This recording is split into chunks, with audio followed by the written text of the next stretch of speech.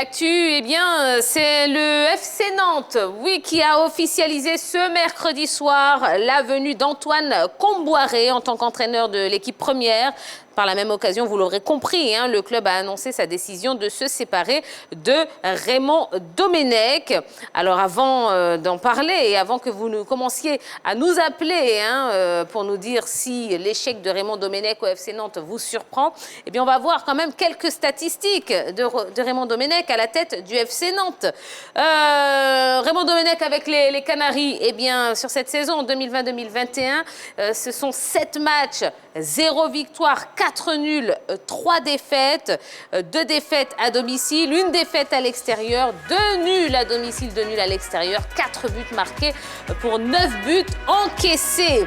Et on rappelle qu'il est arrivé au FC Nantes fin décembre 2020 et il a été limogé ce mercredi 10 février. Donc il a tenu pas très longtemps, Raymond Domenech. Alors qu'est-ce que vous pensez? Comment vous jugez son travail à la tête du FC Nantes? Moi, je veux juste apporter un léger rectificatif. Il a fait 4 défaites, 4 matchs nuls. Hier, sa formation s'est inclinée face au FC Lens, 4-2. Voilà. Donc, il a terminé la boucle avec une défaite avant de céder son fauteuil. Bon, alors justement, qu'est-ce que vous pensez de son travail à la tête du FC Nantes, Ballot? Ouais, pas bon. Et il faut dire que c'est quand même dommage pour Raymond Domenech. Au-delà même du bilan négatif, il faut dire que son équipe, dont le jeu n'a pas su être imposante, elle a raté très souvent aucun tir cadré enregistré, pour être plus clair. Donc, dans le jeu, elle n'était pas bonne et derrière, le bilan ne suit pas. Donc, on va dire qu'il n'est pas bon, même si il termine quand même le championnat. Il laisse son poste à seulement 4 points du premier non relégable, Lorient. Donc, c'est-à-dire qu'on pouvait mieux faire, on pouvait sortir de cette zone de relégation. D'accord. Roger, Stéphane, vous allez me donner votre avis, mais je rappelle aux téléspectateurs que ça y est, ils peuvent nous appeler au 27 21 59 93 99, 27 21 59 93 99. Roger, Stéphane. Non, Nantes et Domenech, c'est un très mauvais couple. Je crois que le club lui-même a fait une petite erreur de savoir de croire qu'il pouvait compter sur un entraîneur de 70 ans qui depuis 10 ans n'entraîne pas, c'était un peu compliqué. Et Domenech lui-même aussi a peut-être fait l'erreur de croire qu'il pouvait venir sauver un club, une équipe un peu quelconque, cette équipe de Nantes, qui a su 16 défaites consécutives, qui depuis le mois de novembre n'a pas encore gagné de match. Et donc ça montre bien que bon, ce n'était pas un très bon couple, l'affaire n'a pas été bien goupillée. On sentait plus ou moins que Domenech allait échouer avec cette équipe de Nantes. Eh bien, les résultats sont là sur les différents matchs qu'il a joués. Ces statistiques ne sont pas très bonnes, mais ça confirme effectivement que bon, Nantes est vraiment un club en difficulté. Parce que depuis la mort de Salah, Emiliano Salah, à cette époque-là, Nantes avait un peu de couleur avec cet attaquant argentin, mais depuis son départ manqué, suivi d'un accident où on le perd, cette équipe de Nantes-là ne ressemble plus vraiment à rien. C'est un peu dommage pour les Nantais qui, à une certaine époque, avaient une équipe magnifique avec la génération des Patrick Locaux et autres. Bon, ben, c'est dommage pour cette équipe de Nantes. Jean-Philippe. Que dire de ce mariage? Voilà, Raymond Domenech, depuis Naïsna en Afrique du Sud, se cherchait un point de chute. Et quand on reste aussi longtemps à ne rien faire, lorsqu'il y a une opportunité qui vient, on ne réfléchit pas. Et il a dit qu'il ne voulait pas abandonner, il ne voulait pas abdiquer. Raymond Domenech en club, c'est ce monsieur qui a réussi à faire monter, je crois, la formation de Lyon en première division. Donc, il est lyonnais dans l'âme et il se disait que c'était une autre opportunité pour lui de pouvoir démontrer que malgré l'échec sud-africain, il demeurait un très bon entraîneur. Malheureusement, ça n'a pas marché. Il a eu un bilan catastrophique, à peine, je crois, 40 jours sur le banc de touche. 46, merci. Sur le banc de touche de la formation du FC Nantes. Oui. Est-ce qu'il va pouvoir se relever de cet énième échec? C'est le gros point d'interrogation. D'accord. Monsieur Niaba, rebonsoir. Bonsoir, Tia. Alors, qu'est-ce que vous en pensez? Est-ce que vous êtes surpris par l'échec de Raymond Domenech à la tête du FC Nantes? Bon, je pense que c'est un gros, comment on appelle ça, échec de la part de Domenech. Maintenant, il me pose une question. Après son échec avec l'équipe nationale de la France, lors des trucs comme Coupe du Monde, je crois. En Afrique du Sud, oui. Il me pose cette question. Est-ce qu'il est resté en contact avec le football? Voilà. Moi, quand sa nomination même à FC Nantes, il était surpris. Il avait perdu des radars. Oui. Donc, il était étonné. Il dit, ah tiens, comment Domenech encore? Bon, il ne sait pas. Est-ce qu'il est resté dans le monde du football avant d'arriver à Nantes? C'est une question à se poser. Parce que ce qu'il a fait à Nantes, vraiment, c'est un échec total. Voilà. D'accord, très bien. Merci, monsieur Niaba. Merci beaucoup. Alors, Henri Jo, est-ce que son échec vous surprend? Seul Valdemar Kita, hein, le président de Nantes, croyait, il était le seul à croire en Raymond Domenech en le mettant là à la tête de l'équipe. Parce que, et que ce soit les supporters, ils n'étaient pas d'accord. Il y a eu même des manifestations lors de sa prise de fonction du côté de Nantes. Il y a eu des manifestations, les supporters n'étaient pas d'accord. Même les observateurs du foot au niveau de la France, presque tous les plateaux, tout le monde en parlait, que ce n'était pas le bon choix pour cette équipe de Nantes, d'abord qui est en difficulté. Et là, ils se sont plus enfoncés avec l'arrivée de Domenech. Donc, personne n'y croyait. Seul le président de Nantes croyait en celui-là. Et tout le monde savait que ça n'allait pas durer. Bon, voilà la preuve. Il a passé que 46 jours à la tête des Nantais. Ben bon. Bon, ça me surprend, compte tenu de son statut. C'est quand même un ancien sélectionneur de l'équipe de France, vice-champion du monde en 2006. Donc, c'est quelqu'un qui avait un aura, de la réputation. Et pour cela, ça me surprend tout simplement l'échec de Raymond.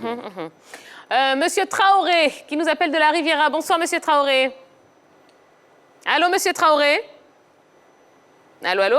Bon, on a perdu monsieur Traoré. Ah, il est là. Non, oui. Allô? Paniquez pas, monsieur Traoré. C'est bon, on vous entend. Okay. Vous allez bien, monsieur Traoré? Oui, ça va très bien, Martia. D'accord. Alors, monsieur Traoré, est-ce que vous êtes surpris de l'échec de Raymond Domenech dans cette Non, je ne équipe? suis pas trop surpris. Pourquoi? Bon, parce que, oui. Écartez-vous Bonsoir, Tia. Non, écartez-vous de la télé ou éteignez le son de la télé, monsieur Traoré. Allô? Voilà. Allez-y, on vous écoute. Oui, je ne suis pas surpris, parce que Domenech lui-même, bon, après son échec en Afrique du Sud, il n'a pas pu entraîner.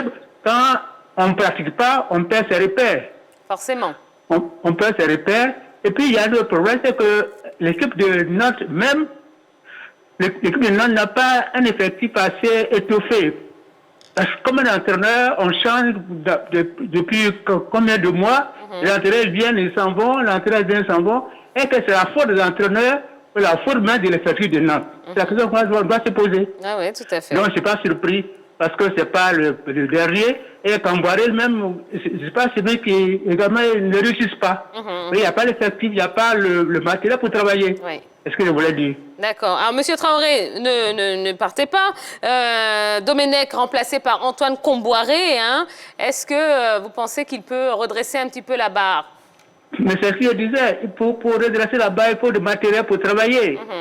Parce que, bon, les entraîneurs passent et puis ça ne marche pas. Donc, peu importe l'entraîneur pour question, est-ce que c'est la faute de l'entraîneur ou bien c'est le matériel qui n'existe pas? Donc, en l'état, peu importe l'entraîneur, c'est voué à l'échec, alors, pour vous? C'est ça, c'est ce que je pense. D'accord, très bien. Merci pour votre appel, monsieur Traoré.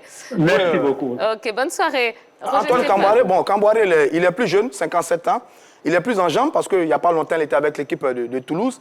En plus, il connaît parfaitement Nantes. Il a été formé à Nantes. Ouais, je pense que lui-même, il s'est dit qu'il est en mission. Il a refusé 2 offres par rapport à cette équipe de Nantes. Là, il dit, bon, j'aime ce club, j'ai envie de le sauver. Donc, on verra bien. Il entraîne le Paris Saint-Germain avec lequel il a fait un très bon parcours. Il a sauvé également Dijon comme ça de la relégation il y a pas longtemps. Mais il a échoué l'année dernière avec Toulouse. Bon, donc, on verra bien. Mais Antoine Camboiré, je pense que, bon, il va essayer tant bien que mal, avec les moyens des bords, avec un effectif très, très pauvre, de sauver ce club. Il veut le sauver, il le connaît bien. Bon, souhaitons tout simplement qu'il réussisse. Parce que Nantes, quand même, c'est un beau club. Nantes avec les souvenirs de Loco, Ndoram, Wedek, Makelele à l'époque. Oui. Donc on a envie de voir voilà, on a envie de voir ce joli Nantes là, mais bon, c'est un peu dommage quand même. Allez, le mot de la fin. 20 secondes. Bonne chance à Comboiré. Voilà, je gagne du temps. Les entraîneurs noirs, pas la tête d'un top club, mais d'un tout petit club. Merci beaucoup. Allez, il est quasiment l'heure de rendre l'antenne. Mais avant cela, non, il faut que vous sachiez que le foot anglais est encore plus présent sur la 3 avec la totale anglaise. En plus des matchs de l'English Premier League, eh bien, on vous offre tous les vendredis à partir de 16h30 un magazine 100% foot anglais. Et pour en parler, eh bien, on va recevoir une fois de plus. Ouais, ils ont passé la semaine avec nous, Colombe et Magat. Et allez, venez vite. Alors voilà, le rendez-vous, hein, ce sera donc demain, vendredi, à partir de 16h30. Et bonsoir Magat, bonsoir Colombe. Salut Tia. Bonsoir Tia, bonsoir à tous. Bonsoir Magat. Il y Comment aura allez-vous? au menu demain. Pourquoi c'est du ce volume? Ben voilà, Tia, demain dans la totale anglaise, ça sera du balèze, du lourd, oui. Et vous verrez pour preuve la nouvelle sensation donc, de la Première Ligue, Dominique Calvert-Lewin, dans le portrait de la semaine. Et retour sur un joueur gagnant donc, qui a eu un passage mitigé à Arsenal. Il s'agit bien sûr d'Emmanuel Frimpong. Et nous aborderons également le cas Sheffield United qui traverse une deuxième partie de saison très compliquée. Sans oublier bien sûr la séquence vintage, ballon quand il dit Fernando, ça vous rappelle qui?